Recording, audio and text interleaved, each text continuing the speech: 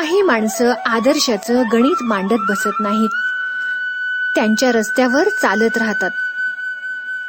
ती वाट पुढच्या पिढीसाठी मळवत राहतात. कुमारी मेघा पाटील हे असंच एक नाव. दिव्यत्वाची जेथ प्रचिती, तेथे कर माझे जुळती. याचप्रमाणे जिथे जिथे काही नवीन शिकायला मिळेल, तिथे तिथे अगदी आवर्जून जाणारी आणि ते आत्मसात करून येणारी मेघा राणी पाटील. प्रत्येक शिक्षण व त्याचसोबत असणाऱ्या इतर बौद्धिक, सांस्कृतिक अशा विविधांगी गोष्टींमध्ये समरसून जाणारी मेघा. BEd झाल्यावर अनेक प्रश्न मनात रुंजी घालू लागले, सतावू लागले. स्वतःचे उत्तर शोधणाऱ्या मेघाला खेड्यातल्या मुलांसाठी उत्तम ज्ञानदानासाठी स्वतः काहीतरी करावं या विचारानं स्वस्थ बसून राहणं अवघड झालं. युवा शक्ती ठरवलं तर काही करू शकते. मेंदू आणि मनगटात ताकद असणाऱ्या व्यक्तीला काहीच अशक्य नाही, असा विश्वास बाळगणाऱ्या मेघाचा आदर्श म्हणजे खुद्द जिजाऊ. जिजाऊंनी शिवराय घडवले. असे शिवराय प्रत्येक घरात घडले तर सोनेरी सकाळ आपलीच, अशी जिद्द बाळगून मेघानं 2014 साली राजमाता जिजाऊ मल्टीपर्पज सेवाभावी संस्था सांगवडेवाडी व जिजाऊ ज्ञान मंदिर सांगवडेवाडी ही संस्था सुरू केली आणि बालमुठीत उद्याच्या पिढीची स्वर्णिम पहाटेची स्वप्न पाहू लागली. मुलांना एखादी गोष्ट चपखलपणे सांगावी तर ती इथेच. अनेक प्रात्यक्षिकातून समज आणि संस्कारातून चैतन्य निर्माण करून उद्याचे शिवबा घडवणाऱ्या या आजच्या जिजाऊला आमचा मानाचा मुजरा. नमस्कार, मी सुप्रिया राजेची कोळी सई सम्राज्ञी पुरस्काराच्या निमित्तानं आज परत एकदा तुमची भेट घेतेय. आज आपल्या सोबत आहे 2019 ची सई सम्राज्ञी मेघा पाटील. आपण इतिहास ज्यावेळी पाहतो, छत्रपती शिवाजी महाराजांबद्दल ज्यावेळी आपण पाहतो, त्यावेळी आपल्याला खरोखर असं वाटतं की माझ्या मुलानं शिवाजी महाराज झालं पाहिजे, इतकं कर्तृत्ववान झालं पाहिजे, असं मलाही वाटायचं. त्याचबरोबर आणि आपल्याला असंही वाटतं की त्यासाठी आपण पण जिजाऊ झालं पाहिजे. पण त्यासाठी आपण काय केलं पाहिजे हा विचार आपण करतो आणि थोड्या वेळाने तो सोडून देतो. पण बरेच लोक असे असतात की तो विचार तडीला घेतात. आज आपल्या सोबत अशीच आपली मैत्रीण आहे कुमारी मेघा पाटील. वयाने ती आपल्यापेक्षा छोटी आहे, पण कर्तृत्वाने खूप मोठी आहे. कारण तिनं जिजाऊंच्या आदर्श घेऊन एक आपली शिक्षण संस्था स्थापन केलेली आहे आणि अगदी अभिनव कल्पनेने ती चालू केलेली आहे एका छोट्याशा ठिकाणी. आज आपण तिच्याकडूनच जाणून घेऊया तुझ्या संस्थेचं नाव आणि तू काय करतेस हे आधी आमच्या प्रेक्षकांना सांग. नमस्कार. सर्वप्रथम जसं तिने ओळख करून दिली तसं मी मेघाणी पाटील आणि आमच्या संस्थेचं नाव आहे स्वराज्य बहुउद्देशीय सेवाभावी संस्था आणि स्कूलचं नाव सुद्धा स्वराज्य स्कूल असंच आहे. आणि अगदी जसं तुम्ही म्हणालात तसं ग्रामीण भागामध्येच ही छोटीचं स्कूल आता सध्या सुरू आहे. आणि तुम्ही कोणत्या वयाच्या मुलांना शिकवता आणि शाळेत काय काय सुरुवातीला काय काय तुम्ही घेताय हे तुम्ही सांगू शकाल? तसं तर स्कूलचं लाईफ म्हणजे मुलांचं जे सुरू होते ते 3 पूर्ण नंतर सुरू होते. आपलं स्कूल सुद्धा अगदी नर्सरी पासून आहे, प्री प्रायमरी आणि प्रायमरी असं आपल्याकडे स्कूल आहे. आणि ज्यावेळेला मुलांना म्हणजे शिकायचं आता शाळा म्हणजे पहिलं त्यांचं जे स्थान असते ते कुटुंब, समाज, आई वडील भाऊ आणि त्यातून बाहेर पडल्यानंतर जे पहिल्यांदा जातात ते म्हणजे शाळेत. मग त्यामुळं 3 पूर्ण नंतर जो पहिला गट त्याला सगळे कोणी प्ले ग्रुप म्हणतं, कोणी नर्सरी म्हणतं.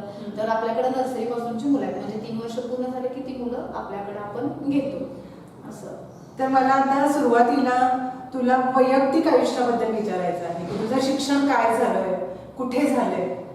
आणि माझं तसं तर 10वी पर्यंतचं शिक्षण गावातच म्हणजे 7वी पर्यंत आमच्या गावात होतं हलसवडेमध्ये आणि तिथून आम्हाला हायस्कूलसाठी 10वी पर्यंत शेजारच्या गावात जायला लागलं सांगोडेवाडीमध्ये आणि तिथून माझं कॉलेज जे आहे ते 11वी 12वी फर्स्ट इयर लास्ट इयर पर्यंत विवेकानंद कॉलेज कोल्हापूर इथं झालं. त्यानंतर मी जे बीएड केलं ते बीएड कराडला केलं गोगावला. त्यानंतर डीएड केलं ते कागलला केलं आणि डीएसएम केलं ते यशवंतराव चव्हाण मुक्त विद्यापीठला कम्प्लीट आहे. मला तुम्हाला सांगायला आवडेल की विवेकानंद कॉलेज कोल्हापूरचं जे आहे त्याचे ब्राईट स्टुडंट म्हणून मेघाला ओळखलं जातंय. पण इतकं सगळं शिक्षण तू घेतलंस, हंसवडे या छोट्याशा गावातून तू आली होतीस आणि तुला ज्यावेळी तू विवेकानंद कॉलेज पाहिलंस आणि बाहेरच्या वेगवेगळे कॉलेजेस पाहिले त्यानंतर तुला असं वाटलं नाही का की शहरात येऊन आपण एखादं काहीतरी जॉब करावा, याच्याऐवजी तू एक असा विचार केलास की आपण आपल्याच गावामध्ये आपल्याच गावातल्या मुलांना वेगळ्या पद्धतीने शिक्षण द्यावं, असं तुला का वाटलं? तुम्ही खूप छान प्रश्न विचारला. कारण सगळ्यांचं स्वप्न असतं की स्वतःची लाईफ सिक्युअर करण्यासाठी किंवा आपलं लाईफ हाय प्रोफाईल जगण्यासाठी सिटीज सगळे निवडतात आणि त्यामुळं हा प्रश्न तुम्हाला सांगत पडला नाही की आपण रुरल का किंवा ग्रामीण भागातच का. आम्ही ग्रामीण भागातून ज्यावेळेला शहरात आलो किंवा कॉलेजमध्ये आलो आणि आमची लाईफस्टाईल आणि बाकीच्यांची लाईफस्टाईल ते बौद्धिक असू दे किंवा सामाजिक असू दे याचा विचार तुलनात्मक ज्यावेळेला करायला गेला त्यावेळेला प्रत्येक जण म्हणायचे की ग्रामीण भागातली मुलं पाठीमागं पडतात. आणि ज्यावेळेला मी कॉलेजमध्ये होते किंवा डीएड बीएड करत होते त्यावेळेला माझ्या डोक्यात एकच की का व्हॉट्स द रिझन का ग्रामीण भागातली मुलं पाठीमागं पडतात, त्यांना असं काय मिळत नाही, कुठलं ऍटमॉस्फिअर मिळत नाही म्हणून मुलं पाठीमागं राहतात, असं का त्यांच्यावर इतका मोठा हुशार तर ती मुलं नक्कीच असतात, शारीरिक आणि मानसिक तयारी तर त्यांची फुल असते कारण मातीत शिकणारा माणसाची नाळ ही मातीशी परफेक्ट जोडलेली असते. मग त्याच्या पाठीमागं तर त्यावेळेला कॉज ऑफ एज्युकेशन, त्याला त्या लेवलचं एज्युकेशन, त्या लेवलची स्वप्न, तुमची स्वप्न मोठी असतील ना त्याच्यासाठी धावपळ तुम्ही तेवढीच मोठी घेता. आणि हे आम्ही या कॉस्मेटिकमध्ये आल्यानंतर शिकलो. म्हणजे जे माझ्या बाबतीत जे मला जाणवलं 100% ते 50 जणांना जाणवणार नाही आणि ते असं व्हायला नको. त्यासाठी मी काय करू शकते तर लहानपणापासून डोक्यात येतच म्हणजे कधी मला पोलीस व्हावं डॉक्टर व्हावं असं कधी वाटलंच नाही. कारण पहिल्यापासूनच कसं वाटायचं की हा मुलांना चांगलं मला पण सांगू शकते आज शिक्षक म्हणजे शिक्षक जर म्हणाले तू हे करू शकतोस तर आपल्याला असा प्रोत्साहन येतं, आत्मविश्वास येतो की हा मी हे करू शकते आणि आम्ही ते सहज करायचो. मग त्यावेळेला मला पण वाटायचं की नाही आपण लोकलला करायला पाहिजे असं आणि मग त्यातून डेव्हलप होत गेलं की आपण नाही आपल्याच गावात करायचं. आपल्या गावातून जे मटेरियल सगळे त्याच्याकडे रॉ मटेरियल म्हणून बघतात त्याला आपल्याला फिक्स बनवायचंय, त्याला आपण एवढं तयार करायचं. मग त्याच्यासाठी वे जर दुसरा म्हणजे दुसरं तिसरं काय नाही तर मुळाला पाणी घालायला पाहिजे आणि ते मूळ 3 वर्षातच होते. हे परफेक्ट आम्ही केलं आणि मग प्री प्रायमरी पासून सुरू केलं. म्हणजे प्री प्रायमरी 3ऱ्या वर्षीपासून तू मुलांना वेगवेगळ्या गोष्टी द्यायचा प्रयत्न करतेस. मी सुद्धा मेघाच्या शाळेला भेट दिली आहे आणि मला ज्यावेळी ती शाळा आठवते त्यावेळी मला असं वाटतं की परत एकदा खरोखर त्या शाळेत जावं, इतकं सुंदर आहे ती शाळा. आपण शहरात बघतोय प्रचंड फॅसिलिटीज आहेत आणि मुलं छान आपले लक्झरियस येतात जातात, पण हलसवडे सारख्या ठिकाणी एक शाळा एक निर्माण करतेस तू आणि त्या शाळेला आमच्यासारख्या लोकांना सतत भेट द्यावीशी वाटते. असे शाळेचे जे वेगळेपण आहे ते तुझ्या शब्दात तू सगळ्यांना सांगावं असं मला वाटतं. आता तुम्ही जे सांगितलं ते म्हणजे जणू काही तुम्ही तुमच्या शब्दात वेगळेपणच आवडलं. तुम्ही स्वतः आलाय, तुम्ही बघितलं स्कूल म्हणजे फक्त एक बिल्डिंग नाही, त्याला पण एक सजीवतेचा टच असतो, एक माहिती असतं. आणि मुलांना जसं आईच्या कुशीत गेल्यानंतर उबदार वाटतं तसं शिक्षकांजवळ आणि त्या वातावरणात आल्यानंतर तो उबदारपणा, ते प्रेम, ती माया जाणवली पाहिजे. आणि त्यासाठी आम्ही सगळ्यात पहिल्यांदा त्याला निसर्ग आणि शाळा याची एक सांगड घातली, एक जोड घातली की असं नाही की तुम्हाला वर्गामध्ये एसी पाहिजे, फॅन पाहिजे, मोठे बोर्ड पाहिजे, तुम्ही म्हणजे स्क्रीनवरतीच शिकवायला पाहिजे असं नाही. तर मुलांना तिथं आल्यानंतर की एज्युकेशन प्लस त्यांच्याबरोबरचं नेचर ह्या दोन्हीचं कॉम्बिनेशन करून जायला पाहिजे सगळं. आणि ह्या ह्याच्यातून आम्ही जेव्हा तुम्ही स्कूल बघितलेच होता पण ज्यावेळेला आपल्या स्कूलमध्ये एंट्री होते त्यावेळेला एक स्कूल असं खूप मोठी बिल्डिंग नाही, छोटीच आहे, पण त्याच्या समोर असलेलं गार्डन आणि त्याच्यामुळे मुलं आल्यानंतर त्याकडे बघितलं की त्यांनाच हसू येते. आणि जे पेंटिंग केलंय पुढं ते अगदी त्यांच्या मानसिकतेला पकडून की कार्टून मधली लहान लहान चित्र असतील, त्यांना ते बघितल्यानंतर आठवेल की हा हे मी बघितले, हे कुठं बघितले, ह्याचं नाव काय. मग ज्यावेळेला आम्हाला पहिल्यांदा ती घरातून बाहेर येतात ना, त्यामुळे आम्हाला त्यांच्याशी बोलावं लागते की तुला काय आवडतंय काय नाही. मुलांना एखादी गोष्ट दाखवून बोललं ना की ती खूप छान बोलतात. मग त्यांना ज्यावेळेला आम्ही दाखवतो की हे बघितले का तू, ते बघितले का, तर ते बघितलं असतात आणि त्या आनंदाच्या ह्याच्यात ते आम्हाला सांगत जातात आणि मग ते आमच्याशी कनेक्ट व्हायला सोपं जातं, एकदम सोपं जातं. आणि मग तू इथं खेळणार का, मग कसं होतंय की सगळ्यात मोठी भीती ही शहरात असतात तर ड्रेस घाण, कपडे खराब होतात, त्यामुळे ते खेळायचं नाही, हे करायचं नाही असं. मग सुरुवातीच्या काळामध्ये बघा तुमचा युनिफॉर्म असू दे, तुमचा ड्रेस कोणताही असू दे, मातीतली माती ही लागलीच पाहिजे, बरं ती खेळू देत. मग आम्ही मुलांना कसं की समोर जे लॉन केलंय त्याच्यावरती त्यांच्याकडून पहिल्यांदा अजिबात स्टिकने नसते की उभं राहा, सावधान विश्राम घ्या, नाही, खेळू द्या, स्वच्छंदपणे खेळू द्या, त्या लॉन मध्ये पडू देत, गोलाटुटी मारायचं ना मारू देत, त्याला काय म्हणतात, मग ते कुणासारखं असतं, या पद्धतीनं त्यांच्याकडं हळूहळू लक्ष दिलं जातं, सांगितलं जातं. आणि मग मुलांना बोलतं केलं जातं पहिल्यांदा, त्यांच्या मनामध्ये काय आहे हे सांगा. मग ते हळूहळू जसं सांगायला सुरू होतील ना, मग त्यांना प्रश्न पडायला लागतात. मग पुढं काय, एखादा आपली शाळा पण अशी गावच्या बाहेर आहे, त्याच्यामुळे कधीतरी मध्येच कुत्र्याच्या ओरडण्याचा आवाज येतो, बैलांच्या ओरडण्याचा, गाडी गेली बैलगाडी तर त्याच्या घुंगरांचा आवाज येतो. त्याच्यामुळे मग मुलं म्हणतात ट्रॅक्टर गेला, बैलगाडी गेली, हा बैलगाडी, मग बैल आणि गाडी यांचं कॉम्बिनेशन झाल्यानंतर त्याला बैलगाडी म्हणतात. मग तसं घोडा आणि गाडी असते त्याला काय म्हणतात, मग घोडा गाडी.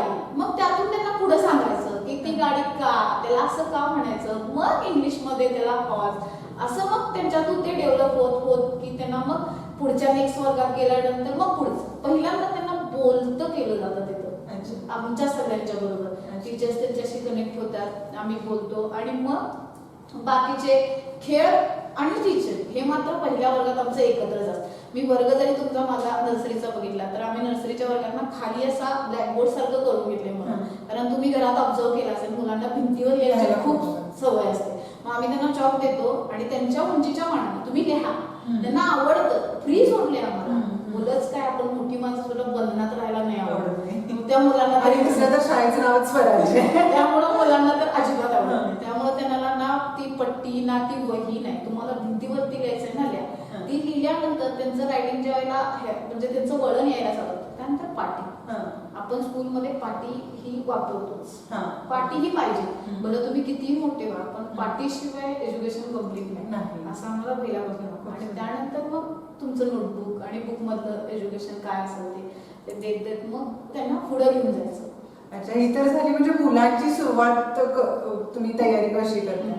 पण तुला हा थॉट ज्यावेळी निर्माण झाला त्यावेळी तुला पहिल्यांदा काय काय चॅलेंजेस होते आणि तू पहिला सुरुवातीला काय काय केलंस, पहिलं वर्ष तुझं कसं होतं किंवा पहिले काही वर्ष तुझी कशी होती. चॅलेंजिंग म्हणजे आता तुम्ही म्हणाल तसं सगळ्यात मोठा मला प्रश्न, सगळ्यात मी तर खरोखर तुम्हाला सांगते की ज्यावेळेला मी 8वीच्या वर्गावर आपल्या इथं हायस्कूलला जिथं मी टीचिंग केलं तिथं ज्यावेळेला तू टीचिंग करत होतीस, म्हणजे आपलं स्कूल सुरू झाल्यानंतर व्हायच्या अगोदर माझं बीएड कम्प्लीट झालं आणि प्रॅक्टिस असावी म्हणून मी जिथे शिकलं तिथं 10वी म्हणजे तिथं 5वी ते 10वी आहे, 8वीच्या वर्गावर गेले होते. आणि गेल्यानंतर 8वीच्या वर्गावर मी इंग्लिश टीचर असल्यामुळं 8वी म्हटल्यानंतर त्या लेवलनंच मी शिकवणार. आणि मला अजूनही आठवतं होते की मी कविता द फाउंटन शिकवायची होती मला. आणि स्पेलिंग लिहिल्यानंतर मुलं बघून लिहितात ठीक आहे ना, परंतु मी स्पेलिंग सांगतानाही त्यांना लिहिता आलं पाहिजे. आणि मी स्पेलिंग सांगत होते आणि मुलांना काही मुलांना एफच लिहायला आलं नाही. आणि त्यावेळेला मला खूप म्हणजे 8वीच्या मुलांना जर एफ लिहायला येत नसेल तर मग तरी माझा क्लास वगैरे झाला. आणि मी स्टाफ रूम मध्ये गेल्यानंतर टीचरांना विचारलं की 1-2 मुलं अशी होती, तर म्हटले नाही, खालच्या वर्गातूनच येताना त्यांना हा थोडासा प्रॉब्लेम होता. परत मी खालच्या वर्गात मग थोडं बघितलं, प्रत्येक जसं पाठीमाग शिक्षकांना विचारलं तसं प्रत्येक जण एकच, पाठीमागच्या वर्गात तो प्रॉब्लेम होता, पाठीमागच्या वर्गात तो प्रॉब्लेम सगळ्यांना नव्हता हे ठीक आहे, पण त्यातली काही मुलं जी होती ना ती खालच्या मग पहिलीच्या वर्गापर्यंत विचार केला त्यावेळेला मग त्यांनी सांगितलं की यार पहिलीच्या खाली पण काहीतरी असतंय, पहिली पर्यंतच म्हणजे आम्ही एज्युकेशन पहिलीपासून पकडायचो, पहिलीच्या खाली पण काहीतरी असतंय. मग त्यावेळेला वाटलं की नाही, हे जे प्री प्रायमरी आहे अंगणवाडी ही बेस्टच, त्याला काय आम्ही नावं ठेवत नाही किंवा त्याला काय आपण दुजोरा देत नाही, पण मुलांना हे सेपरेशन करून शिकवणं किंवा त्यांच्यामध्ये निर्माण करणं. कारण मला असं वाटायचं की मुलांनी सांगितलं की तुमचं मत मांडा कशाही बद्दलचं 1 मिनिटाचं, तर त्यांनी पुढे यावं आणि 2 मिनिटाचं बोलावं. बरोबर. कारण मला माहितीये मी 8वी पासून कधी कुठला कार्यक्रम असला तर पुढे जाऊन बोल म्हटलं की आम्हाला तेवढंच असतं. आम्ही आपलं जायचं आणि बोलायचं. मग ह्या मुलांना का नको असते ते मॅडम काहीही सांगा पण पुढे जाऊन बोलायला सांगू नका. का नाही आम्हाला पहिल्यापासून सवय, पहिल्यापासून म्हणजे 8वी-9वीची मुलं पहिल्यापासून म्हणतात म्हणजे त्यांना कधीपासून सवय व्हायला पाहिजे. म्हणून आपण ते पण करतो की लहानपणापासून माईकची भीतीच घालवतो त्यांची, की तुम्हाला मरणापेक्षा जास्त भीती माईकची अशी म्हणतात सगळे. त्यामुळे पहिल्यापासून तुम्हाला जे बोलायचंय जे एक्सप्रेस करायचंय तुम्हाला करायचंय ना, लिडरशिप तुमच्यामध्ये यायचंय, घ्या माईक सुरू करा. आणि मग त्यानंतर सगळ्यात पहिल्यांदा चॅलेंज जे होतं ते पालक. तुमच्यावरती विश्वास ठेवून पालकांनी मुलांना तुमच्याकडे घातलं पाहिजे. बरोबर. सगळ्यात महत्वाची गोष्ट काय असेल तर ती. आणि पालकांच्या मनात एक असा विषय असतो की म्हणजे प्ले ग्रुप असेल, सिनियर केजी ज्युनियर केजी असा हा जो विषय आहे की मुलांना एवढ्या सगळ्या गोष्टी देणार म्हणजे काहीतरी एक तुम्ही बर्डन देताय, ओझं देताय.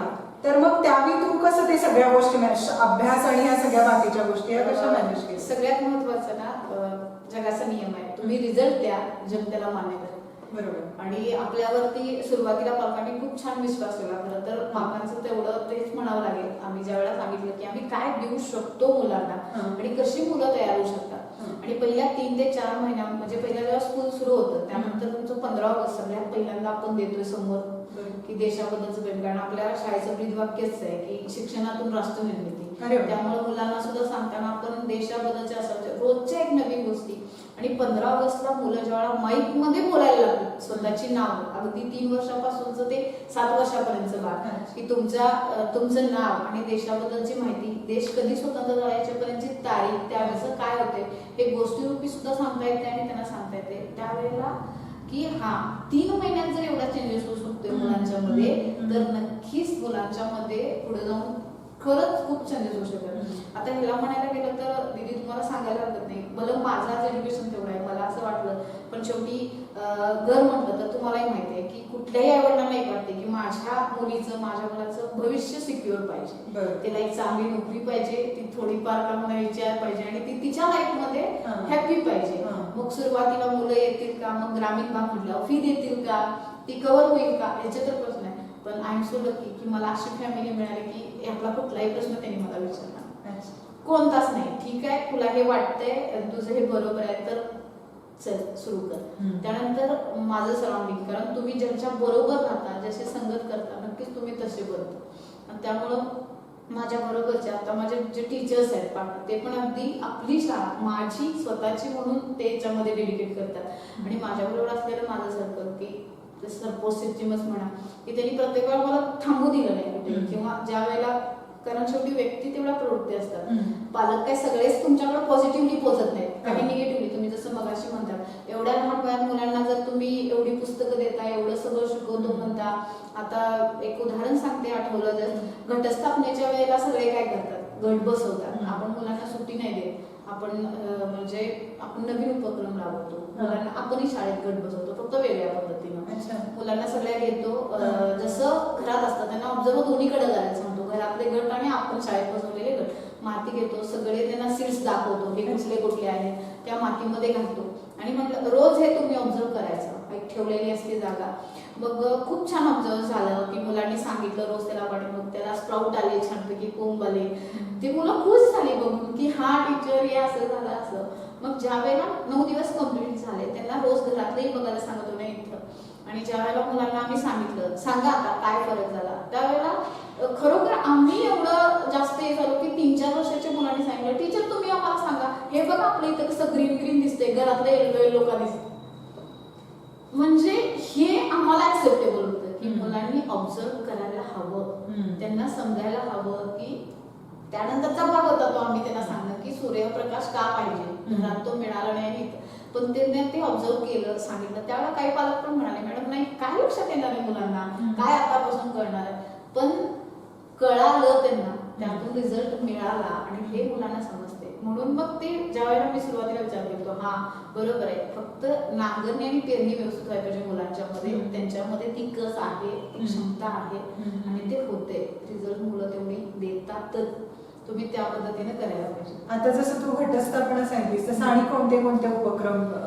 अगदी आपण सगळे सण करतो, अगदी बैलपोळ्यापासून ते सगळे. आता अच्छा. बैलपोळ्याचं घ्याल तर आम्ही कशा पद्धतीने केलं, त्यांना बैल मातीची पण दाखवली, हा. मुलांना पण असे मास्क बनवून घातले होते आणि त्यांचं पण केलं.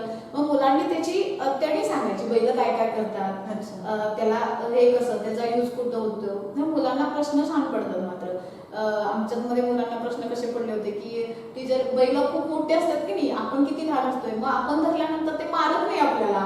मग त्याच्यामध्ये टेक्निक असते की त्यांना प्रश्न पडले, कळलं त्यांना की बैलपोळ्याला बैलाला का डेडिकेशन, बैल काय करते आपल्यासाठी, शेतकऱ्यासाठी बैल किती महत्वाचं आहे हे त्यातून कळलं. त्यानंतरचे जे प्रत्येक सण येतात त्यावेळेला त्या सणाचं प्रत्येक वेळेला आम्ही त्यांना महत्व सांगत जातो आणि त्यानुसार जयंती पूर्णतिथा तर आपण सगळ्यांच्याच घेतो, प्रत्येकाची माहिती तर त्यांना मिळतेच. मग कधी ती गोष्टी तर असू दे किंवा म्हणजे सरळ फक्त बोलण्यातून असू दे, हे तर त्यांना अगदी जिजाऊ, सावित्रीबाई फुले, छत्रपती शिवाजी महाराज, संभाजी महाराज इथून ते सगळ्याच गोष्टीचं.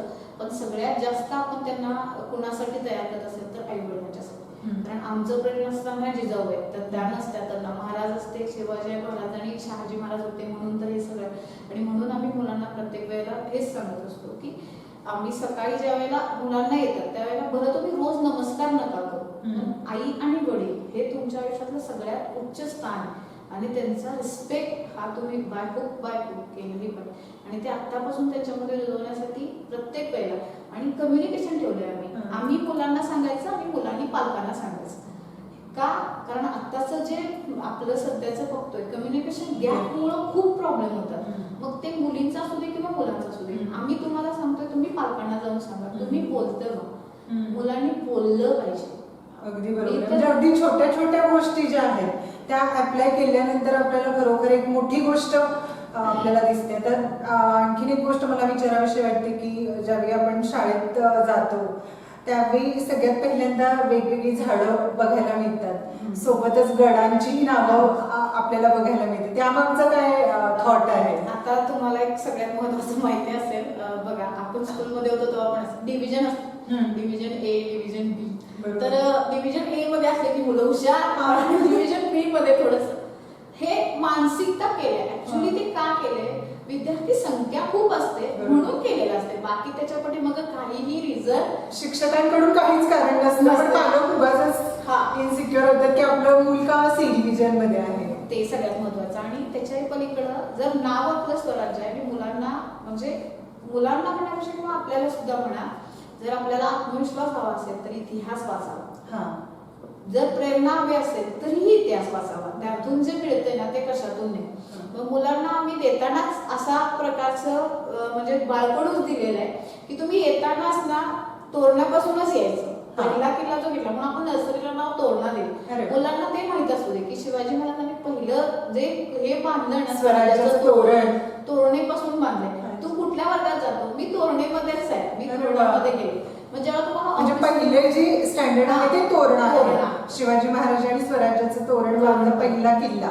त्यामुळे आपण तसं सुरुवात केली. आणि त्यानंतर त्यांना जर ऑफिसमध्ये यायचं असेल ना, ऑफिसचे रायगडच राजधानी रायगड, त्यातून त्यांना म्हणजे आम्ही ज्या वेळेला गोष्टीतून किंवा बाकी कशातून सांगू ना त्यावेळेला रायगडाचं स्थान ती आहे. मुलांना सुद्धा ते आत्तापासून सेट झालं पाहिजे की हा रायगडावर चाललोय असं त्या गोष्टीतून ह्या मग ते मुलं पण सांगताना ना खूप. आणि मुलांच्या मध्ये एक रिस्पेक्ट येतो बोलण्यात. आपल्यामधली कुठलीही मुलं महाराजांचा उल्लेख असू दे किंवा कोणत्याही थोर पुरुषाचा उल्लेख ते एकेरी करणार नाही, कुणाचंही असू दे. बोलताना ते क्रांती ज्योती सावित्रीबाई फुले असंच म्हणणार, डॉक्टर बाबासाहेब आंबेडकर असंच म्हणणार, म्हणजे लोकमान्य असंच म्हणणार किंवा राजमाता राष्ट्रमाता जिजाऊ असंच म्हणणार. की ते आम्ही बोलताना एवढा रिस्पेक्टली जाते ना की त्यांनीही त्याबद्दल तो रिस्पेक्ट ठेवूनच, म्हणजे लहानपणापासून तो रिस्पेक्ट ठेवला ना तर पुढे जाऊन ते कधीच येणार. आणि मग असं तुम्ही म्हटलं झाडाबद्दल, तर आमच्याकडे खूप छान संकल्पना. मी थोडंसं इंटरप्ट करते. आणि कुठले कुठले किल्ल्यांची नावं आहेत? सॉरी ते त्यानंतर पन्हाळा आणि प्रतापगड असं केलेलं आहे. आणि त्याला पण रिझन आहे म्हणजे पन्हाळ्याला कसं आहे ना की ते आपल्याला खूप जणांना माहिती आहे पन्हाळा, बरोबर आहे खूप जणांना, पण त्याची व्याप्ती माहिती नाही आहे केवढा आहे पन्हाळा हा माहिती नाहीये, हा. खूप जणांना माहिती नाही. म्हणून तो त्या 3 लेवलच्या वरचा, की सिनियर केजी म्हणजे अजून ते बालवाडीतच आहे असं, पण ते पन्हाळ्यासारखं आहे, खूप मोठं आहे ते. ओके. हे माहित असू दे. मग मुलांना माहित पाहिजे बाळ पन्हाळा लहान नाहीये, तुम्ही मोठे झालाय, पन्हाळ्यावर आलाय असं. ओके. त्यांच्यामध्ये ते निर्माण करायचं हा. आपण सांगून, मग त्यांना पण ते खूप छान वाटते. आणि ती मुलं जेव्हा बोलत असतात एकामेकात त्यावेळेला चला आम्ही निघालो, आता आम्ही पन्हाळ्यावर निघालो असं ते छान वाटते त्यांना पण. आणि आम्हाला पण त्यांना सांगताना इझी जाते. आता आपण जनरली कसं जा तू तुझ्या वर्गात, तू तुझ्या वर्गातून घेऊन ये जा, किंवा एखाद्या वर्गातून काहीतरी आणायचं असते त्यावेळेला कुठं आहे तर हा टीचर प्रतापगडावर तिथं आहे ना, तिथं जाऊ मी, तिथून घेऊन येऊ. मग वर्गात म्हटलं तर कसं मॅडम मग तिथल्या वर्गात जाऊ असं नाही, हा प्रतापगड मग तिथं जाऊ ना ते आणून असं. मग हा ठीक आहे, मग तिथून जाऊन तो शब्द माहीत झाला, त्या कुठलीही गोष्टीची नवीन सुरुवात, नवीन शब्द माहीत झाला ना की त्याच्याबद्दलची उत्सुकता वाढते. मग मुलांना प्रतापगड म्हटलं की मग पोवाडा आठवायला चालू होतोय, हा ऐकले टीचर हे, मग त्यातून मग हे मला म्हणायला येते, हे मी म्हणून आपल्याकडे पहिली दुसरीची मुलं पोवाडा म्हणतात आणि छान म्हणतात, गौरवगीत म्हणतात महाराजांचं जिजाऊचं, तेही छान म्हणतात. हे सगळं त्या ॲटमॉस्फिअरचं आहे की जे आम्ही त्यांना सांगितलं आणि त्यांच्यामध्ये ते निर्माण झालं. सगळ्यात महत्वाचं. आणि झाडांचं झाडांच्या बद्दल ना आपण फ्रुट्स मुलांना शाळेत आणायला लावतो, खायला शिकवतो, तर त्याच्या जे म्हणजे वेस्टेज असते, साली ते वेगळ्या ठिकाणी, त्याचे बी सगळ्यात महत्वाचे असतील तर आपण ना आपली जिथं लॉन आहे किंवा साईडला झाड आहे तिथं त्यांना टाकायला लावतो. टाकायचं तर तिथं टाकायचं, ते मातीत टाकलं ना की रुजतं आणि रुजलेलं उगवतं. कारण असं नाही की रोप आणूनच लावायला पाहिजे. अच्छा, म्हणजे तुम्ही ती रोपं आणून लावलेली नाही, तर तिथं ते उगवल्यानंतर मुलांना दाखवलं की तुम्ही काय काय खाऊन इथं टाकलं होतं, की ते पण लक्षात राहतं ना त्यांच्या, हा मी हे आणलं होतं, मग ते मी ते हे टाकलं होतं. मग आता आपल्या शाळेसमोर पेरूचं आणि उंबराचं, लिंबूचं ही झाडं ना मुलांनी खाऊन टाकलेल्या बियातून आलेली आहे, आणि त्यामुळे त्यांचं त्याच्याशी असलेलं कनेक्शन एक वेगळंच आहे. मी बी टाकली होती, ते हे उगवले, ते एवढं मोठं झाले, त्याच्याशी त्यांचं एक वेगळ्या पद्धतीचं नातं. जसं मला हिराबाईंचं आपल्याला एक छोटीशी स्टोरी होती मराठी शाळेत असताना, तुला होती की नाही मला माहिती नाही, पण त्याच वाटेवरून चालत जात असतात सासरी माहेरी, आणि खूप दिवसांनी शेवरीला बघतात आणि म्हणतात, तिच्याशी बोलतात की तू केवढी मोठी, एवढीशी होतीस मी जात होते त्यावेळी, आता तू एवढी मोठी झालीस. आणि त्यांचा मुलगा म्हणतो तू काय झाडाशी बोलतेस, तर त्या सांगतात की झाडंही माझ्याशी बोलतात म्हणून मी त्यांच्याशी बोलते. आणि म्हणून त्या एवढ्या मोठ्या श्रेष्ठ कवयित्री होत्या खरोखर. आणि आता ह्या छोट्या छोट्या गोष्टींमधून इतकं जे मुलांना तू देतेस, खरोखर हे गौरवात्मक आहे.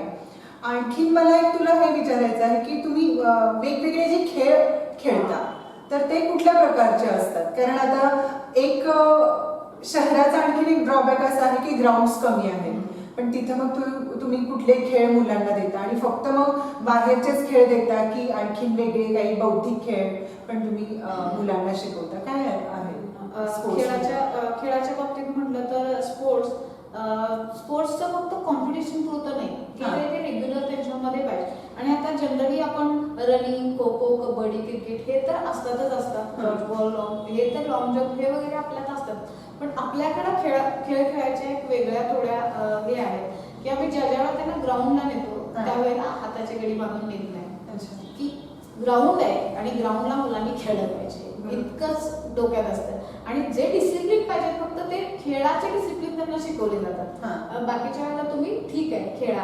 आणि दुसरं महत्वाचं तुम्ही जसं म्हणलात ना, आता खेळाच्या बाबतीत शारीरिक कसरतीचे खेळ जसे पाहिजेत ना तसे बौद्धिक पण पाहिजेत. आणि सगळे असं म्हणतात की बौद्धिक खेळ म्हणजे फक्त बुद्धिबळ किंवा एका असं बसून, तर आपण स्मरणशक्तीचे त्यांचे वेगवेगळे खेळ घेत असतो, त्यातून दोन सुद्धा म्हणजे अभ्यास आणि प्लस ते खेळ असं म्हणून. मग मुलांनी अभ्यास सुद्धा खेळ म्हणून केला ना की परफेक्टनेस वाढत जातो. बरोबर. आपण त्यांच्याकडं ते जे खेळ घेतो ना त्यातून दोन्ही होतं, एकतर शरीराचाही व्यायाम आणि बुद्धीचा. आणि कॉन्सन्ट्रेशन इतकं भयानक वाढतं की म्हणजे एक प्रकारचा खेळ सांगते तुम्हाला, आमच्याकडे असे वेगवेगळ्या प्रकारचे कार्ड्स आहेत, त्याच्यामध्ये ॲनिमल्स आहेत, बर्ड्स आहेत, फ्रुट्स आहेत, व्हेजिटेबल्स आहेत, ते आम्ही सगळं एकत्र करतो आणि असं ठेवतो. आणि त्यांना टार्गेट दिलेलं असते, एक काहीतरी 25 फूट इकडं 25 फूट तिकडं, आणि त्याच्यामध्ये वेगळे ठेवतात. तुम्हाला टाइम दिला असते, त्या टाइममध्ये तुम्ही सेपरेट करायचं ॲनिमल्स, बर्ड्स, व्हेजिटेबल फ्रुट्स तुम्हाला वेगळं करायचंय, तुमचं कॉन्सन्ट्रेशन ऑन त्या कार्डवरती पाहिजे, त्यातलं कुठलं आहे आणि 4 ठिकाणीमध्ये कुठं नेऊन ठेवायचं आहे हे त्यांना थोडा वेळ दिला जातो. पहिल्यांदा पूर्ण तुम्ही ऑब्झर्व करायचा आणि त्यानंतर त्यांना वेळ जातो तो 3 मिनिटं. त्या 3 मिनिटांमध्ये मी सुप्रिया तुम्हाला सांगू इच्छिते, मुलांना दुसरं काही आठवत नाही. फक्त मला पळायचंय, मला ते शोधायचंय आणि नेऊन ठेवायचंय.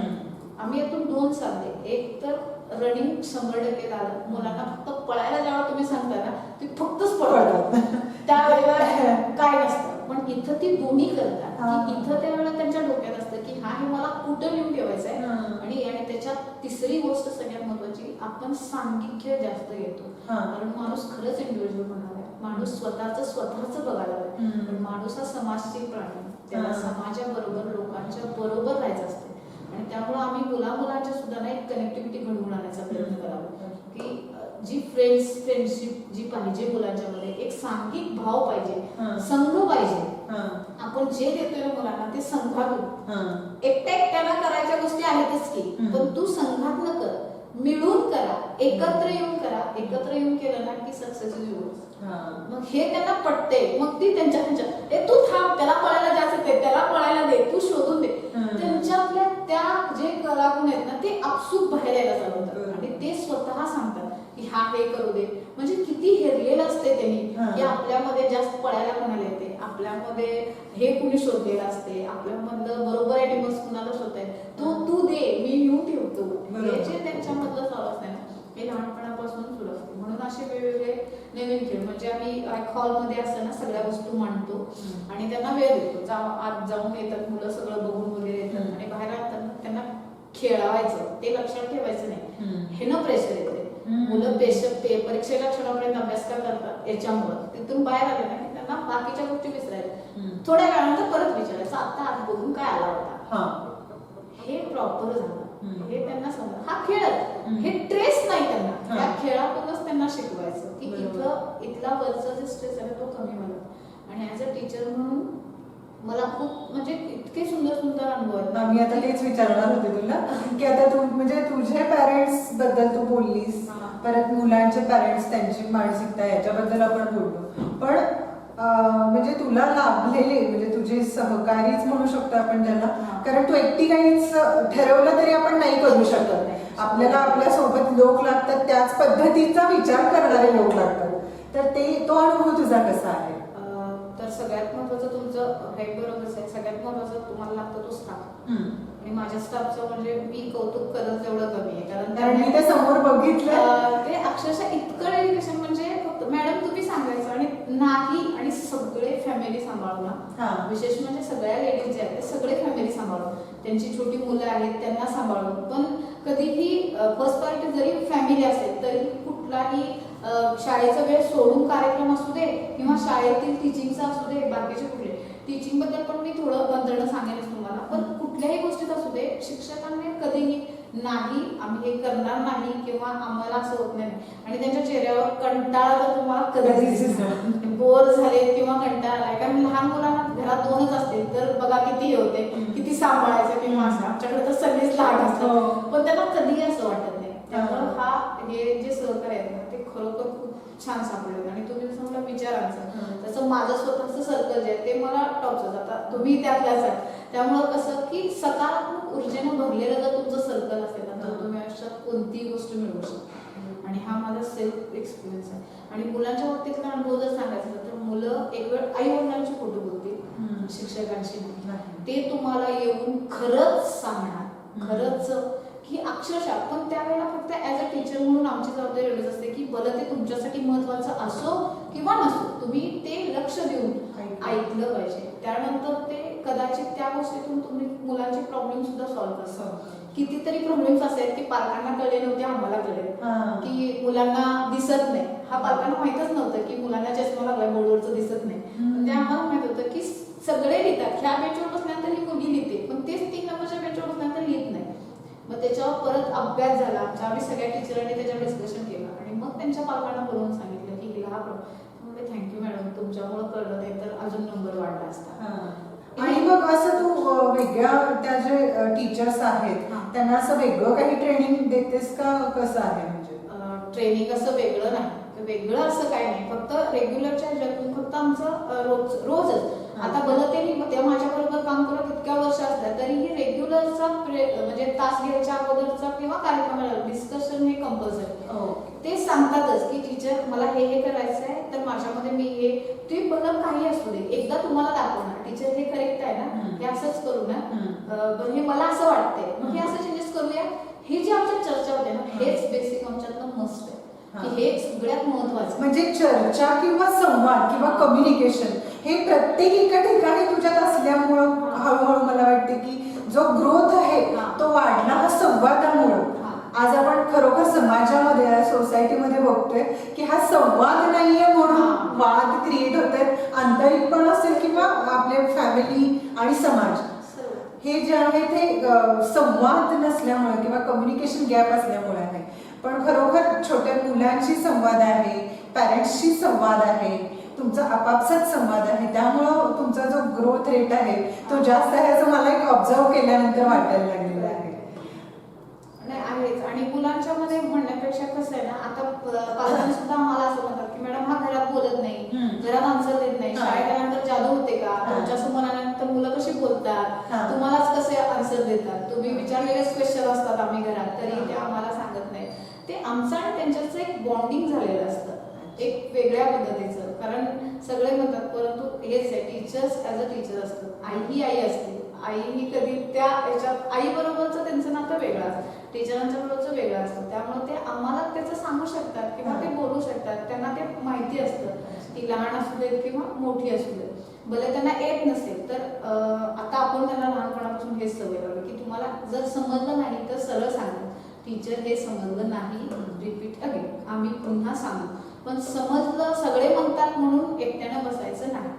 आता हे जे तुझं चालू आहे तर ह्याच्यामध्ये तुझं भविष्यातले काय प्लॅन आहे, फ्युचर प्लॅन्स काय?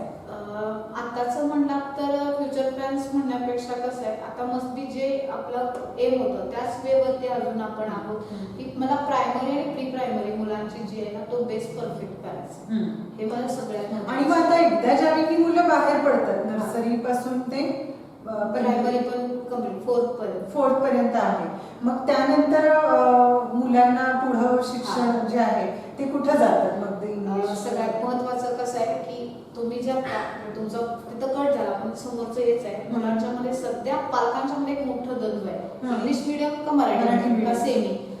म्हणून तर प्री प्रायमरी पासून चालू केलं, कारण जेव्हा ती मुलं मोठी होतात त्यावेळेला आता आम्ही 8वी 9वी 10वीची मुलं जेव्हा बघतो तेव्हा ती इंग्लिश मधून आली की त्यांचा मराठीचा प्रॉब्लेम सुरू होतो आणि ती मराठी मधून आली की त्यांचा इंग्लिशचा प्रॉब्लेम. त्यामुळे पालकांनी मध्ये काढलाय आणि सेमीची काज झाली.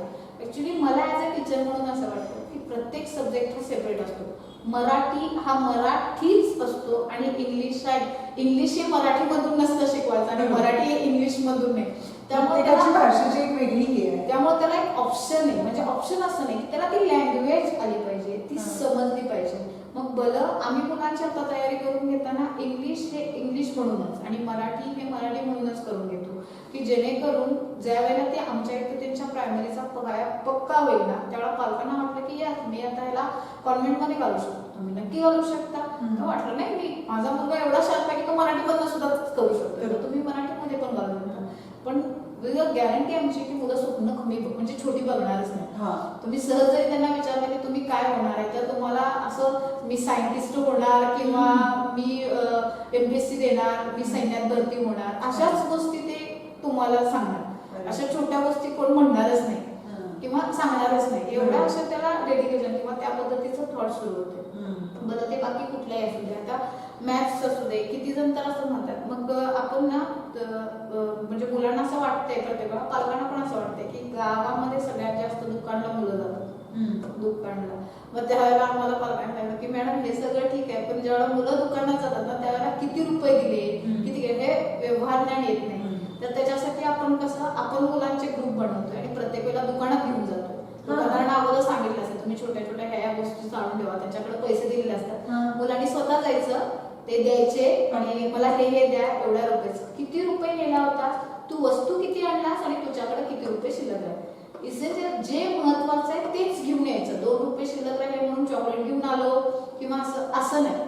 मग हे फक्त सांगून नाही तर हे प्रॅक्टिकली करवून घेतलं त्यांच्या. म्हणजे आपण लेखी गणित करतो की तुला आईने 5 बिस्किटे दिली, वडिलांनी 4 दिली तर किती तुझ्याकडे आली, त्यापेक्षा तुम्ही ते डायरेक्ट करवून घेताय हे आता तुझ्याकडे किती झालं. म्हणजे खरोखर ज्याच्यासाठी आपण अट्टहास करतो मुलांना पुस्तकात न राहता त्यांनी व्यवहारातूनच त्या गोष्टी आमच्या शिकतात. गावात त्यात मात्र कौतुक आहे की गावातले जे दुकानातले होते त्यांनी खूप छान त्याला सपोर्ट कॉपरेट करतात की हा मॅडम तुम्ही घेऊन या, तो म्हणजे किती मुलं आहेत आम्ही व्यवस्थित सांगतो. त्यामुळे ते बोलताना खूप त्यांच्याशी व्यवस्थित बोलून तुला काय पाहिजे काय नाही हे.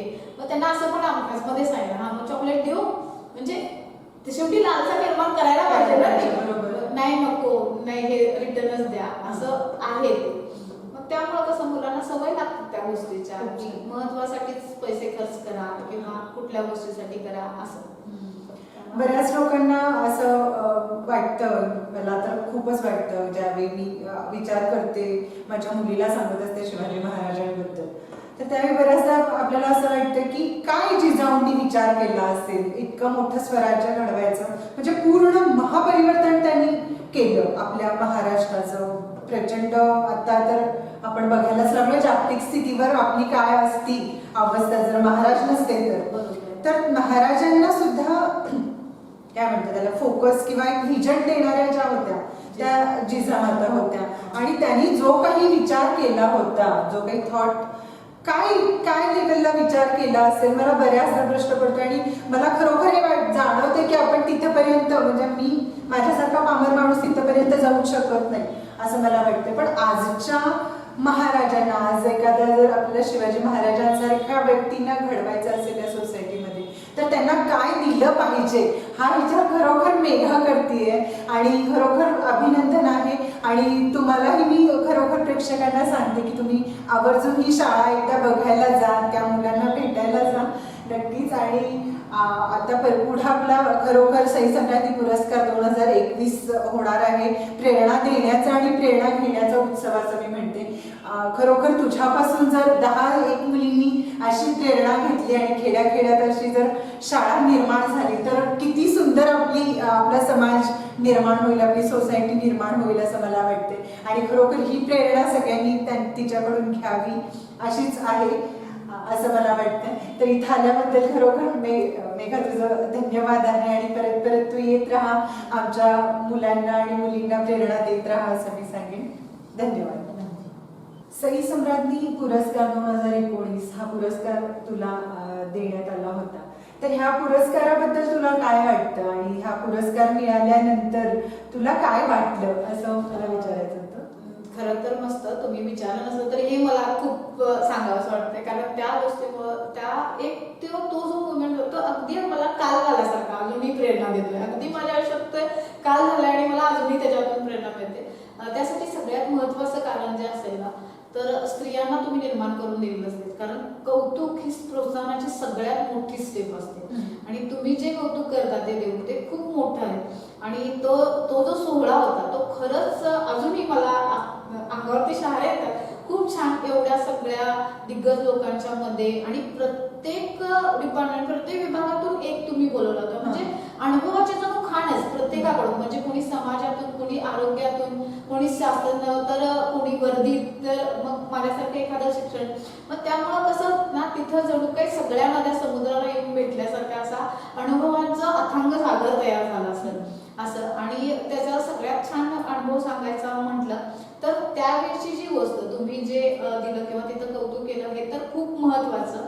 पण त्यानंतरची मी तुम्हाला खूप हे करेन की तुम्ही जे केलं ते सगळ्यांच्या जवळ पोहोचवलं. प्रसार माध्यमांच्या माध्यमातून असू दे किंवा बाकी आम्ही जिथं जिथं पोहोचलो नव्हतो तिथं तुम्ही आम्हाला पोहोचवलं. त्यामुळे खूप जणांचे कॉल्स आले की अरे ते तूच होतीस का, ते कुठं बरं, ते कसं झालं असं. आणि ते 2019ला जरी झालं असेल ना तरी प्रत्येकाला अजून म्हणजे माझ्याकडे ते तुम्ही दिलेले इतकं छान आहे ना. स्कूलमध्ये कुणी आलं की फक्त हा हे मॅडम हे कसं हो, कुठं मिळालं, ह्याचं काय. मग ते खूप छान वाटतं सांगायला की हा आमचं असं कौतुक झालं होतं आणि आम्हाला बोलवलं होतं.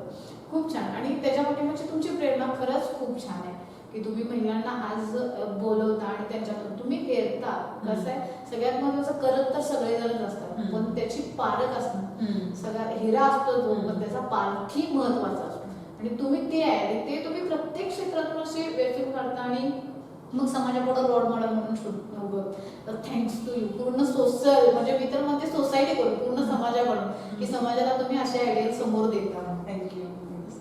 खरोखर. आणि यावर्षीही आपला पुरस्कार 2021 होणार आहे. अशाच वेगवेगळ्या पद्धतीच्या महिला आपण बोलवणार आहे, आपण असणारच आहे त्यावेळी. आणि नक्की पुढचा हे पुरस्कार तुम्ही पहा आमच्यासोबत. धन्यवाद.